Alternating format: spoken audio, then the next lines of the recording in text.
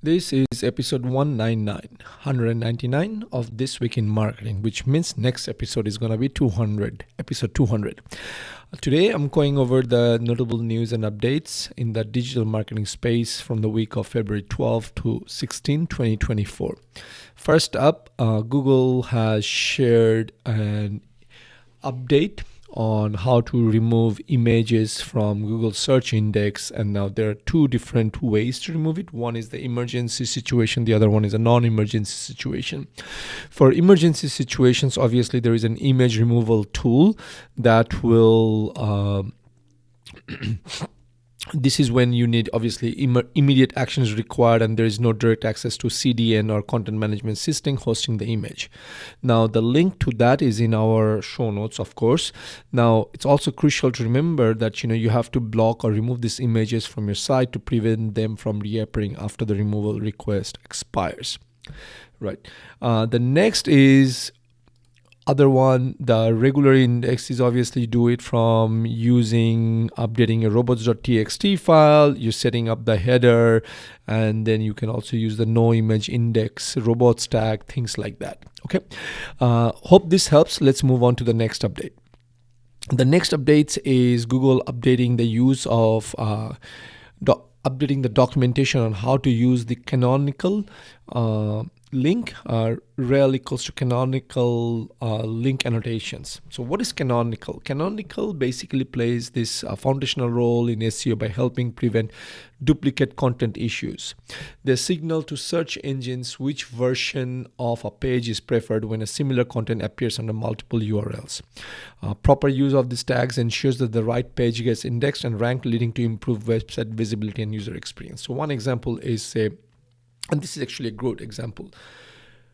Our This Week in Marketing show, which is also known as TWIM show, it gets published on our website as well as Transistor. Right, the show notes goes in two different places. Now, for canonical use, for indexing purpose, the content on our website is the one we want to get indexed because we want to be found there.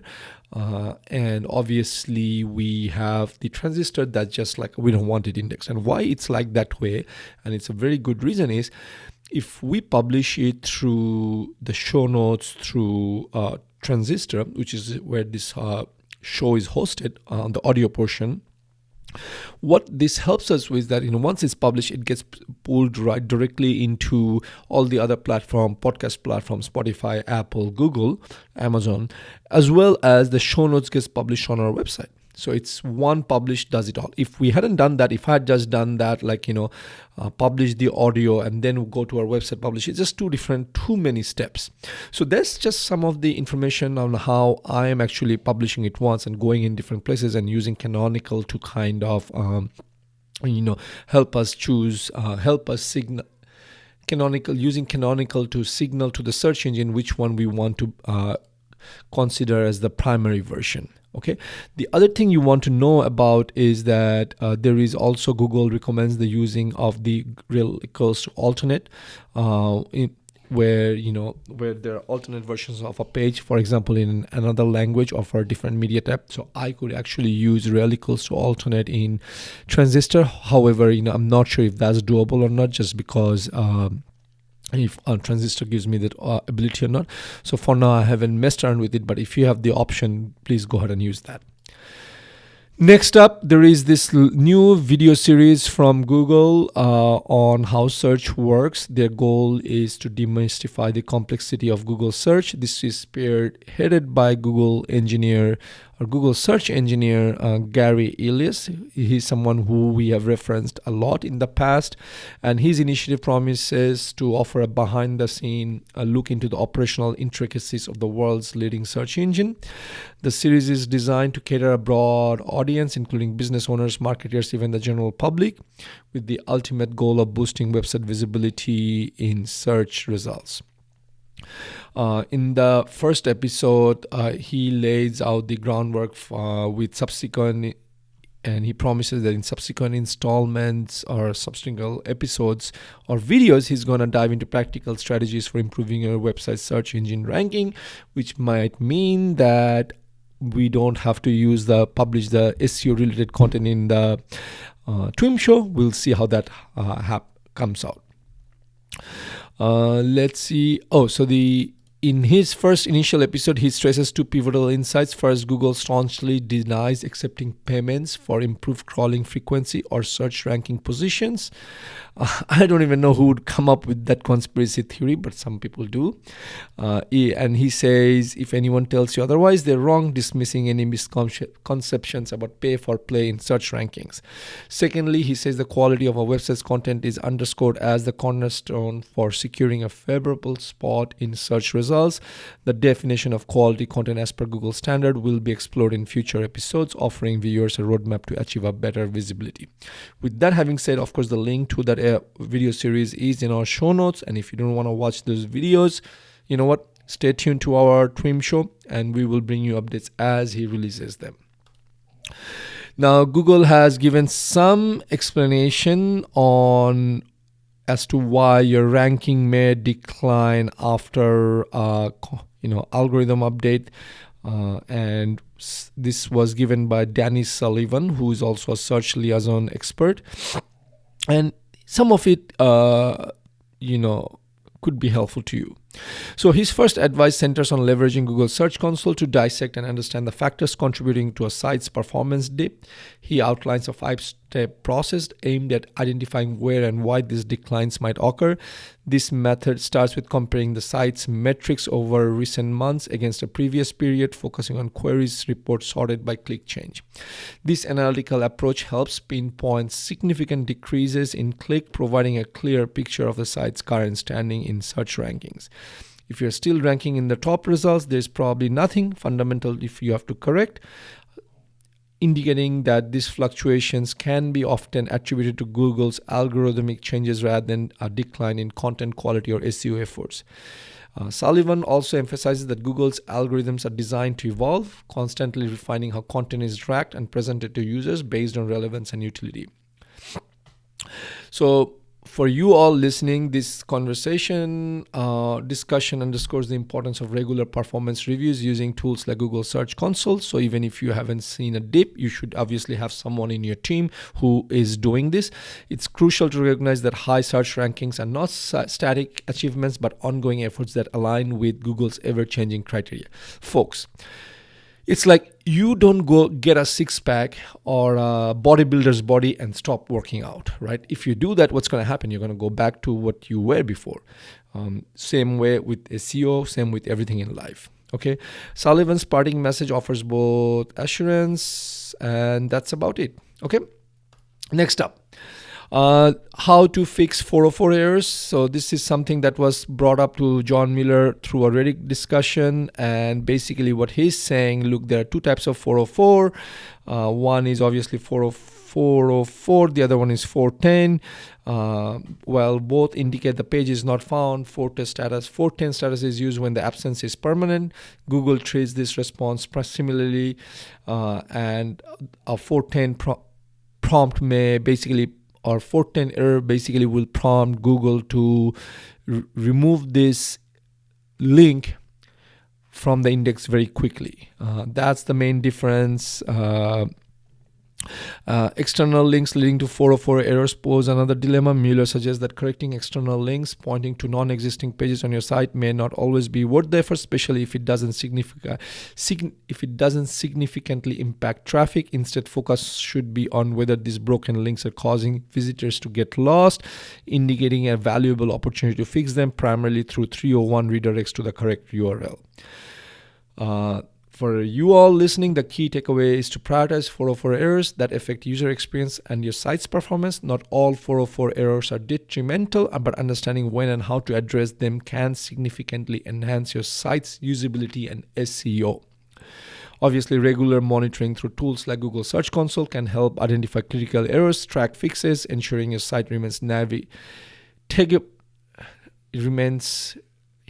user-friendly and optimally indexed by search engines. And of course, other than Google Search Console tool, you should also be using URL checker to make sure there are no broken links on your site. Next up, how long does it take to recover from Google helpful content update, right? This was a discussion that I believe happened on Twitter. That's correct, between Danny Sullivan and someone else. I just forgot the name of that person. And he's saying, hey, it's going to take, if, it takes a while for you to recover. And basically Danny Sullivan is saying that's not true, and how long it takes, it varies. Well, you're going to say that doesn't make any sense. Well, it does. Here it is. So what Danny is saying, the helpful content classifier is always active, evaluating both new and existing sites to ensure that content remains helpful over time. Contrary to some misconceptions, recovery from a hit by this update does not have a set time frame. Sullivan clarified that he never specified recovery could occur within 2 weeks of making changes, stressing that such a precise timeline would be inconsistent with Google's guidelines. The process is designed to recognize sustained improvements in content quality over months, not days. The automated classifier, driven by machine learning, why am I saying machine language, operates globally across all languages. It is just one of many signals Google uses to rank content, meaning sites identified with unhelpful content could still rank well for certain queries if other signals supports the content relevance and utility.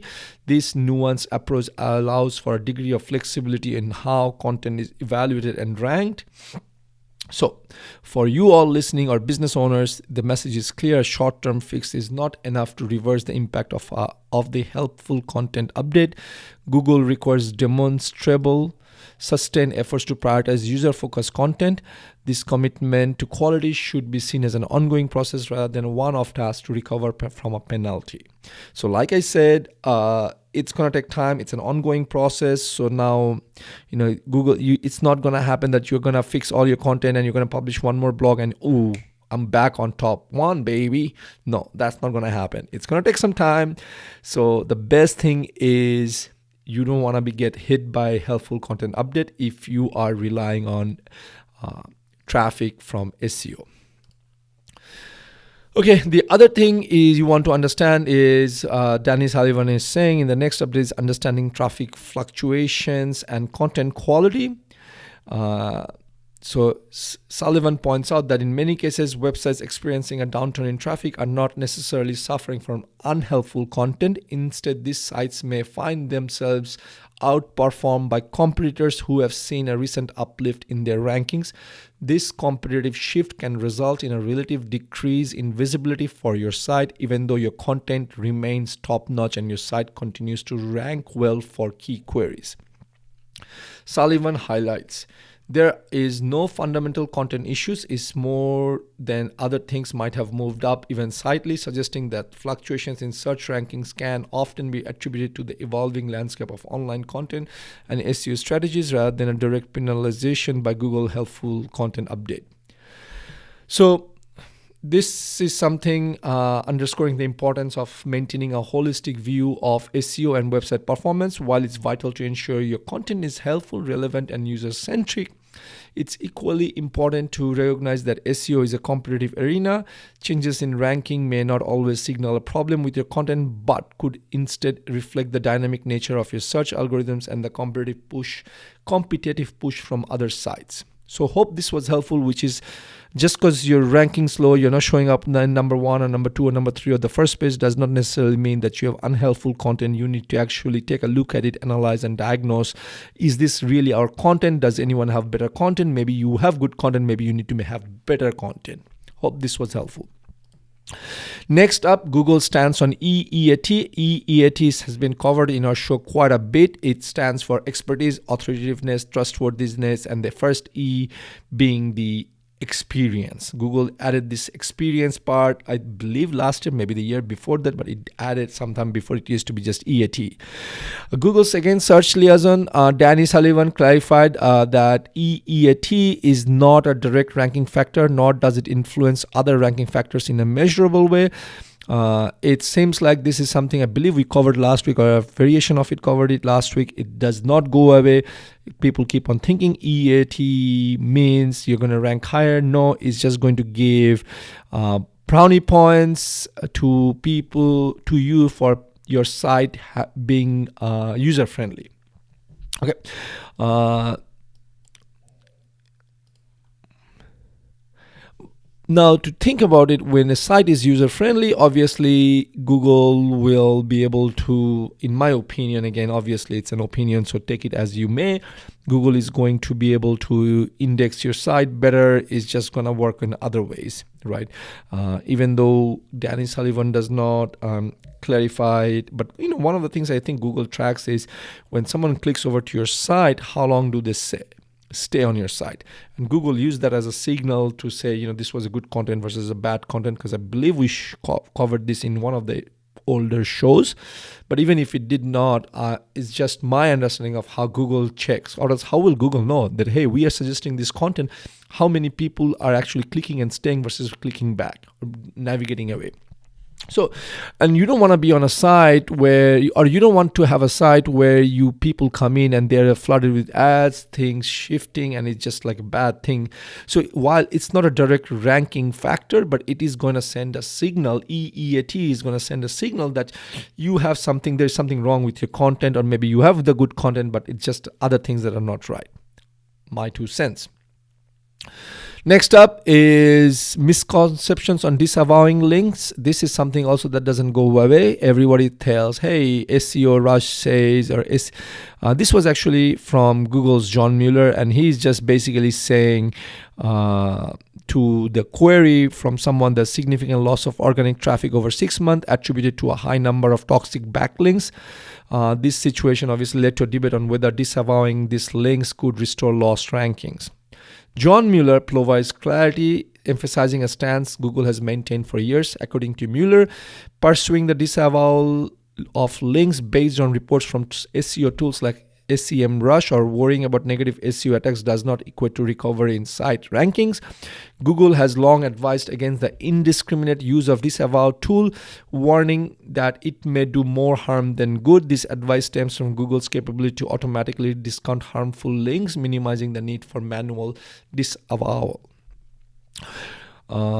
Instead, Mueller suggests that focusing on enhancing site content user experience deserves more attention. He humorously remarked on the futility of competitors spending resources on negative SEO, highlighting the opportunity cost of not investing in their site's improvement. I hope you're listening. I hope you take a note and do not go out and believe everything that SEMrush and other SEO tools are giving you. Next up, this is a Google Ads update where Google has updated their misrepresentation policy, and they're saying unacceptable business practice includes advertisements that attempt to deceive users by impersonating or falsely implying an affiliation with or endorsement by well-known public figures, brands, or organizations. The aim is to safeguard users from being misled into parting with their money or personal information under false pretenses. For advertisers operating outside of France, which is us, the enforcement of this new rules will commence in March. Okay, so I hope you're listening. Do not try to misrepresent anything. Your account is gonna get banned. Now, the last update of this week was that Meta, which is also known as Facebook, or Facebook's parent company Meta, has extended an apology to advertisers following an ads delivery outage that caused significant overspending for many campaigns, some by thousands of dollars in a few minutes. The issue has since been resolved, and Meta is now in the process of managing refund requests, which is expected to take between 4 to 8 weeks to get your money back. Enjoy. Now, to improve your chances of receiving a full refund, advertisers are advised to promptly report the incident to their Meta rep or support team. Barry Hott, a growth and performance marketing consultant, has outlined a comprehensive guide for advertisers to follow in order to file a complaint effectively. Well, while we do not have the link to Barry's steps, I did put a link to that news article that is from CNBC. Click on that. From there, you can follow Barry's instructions. So hope this was helpful. This is Sajid signing off. Until next week, folks. Take care. Bye-bye.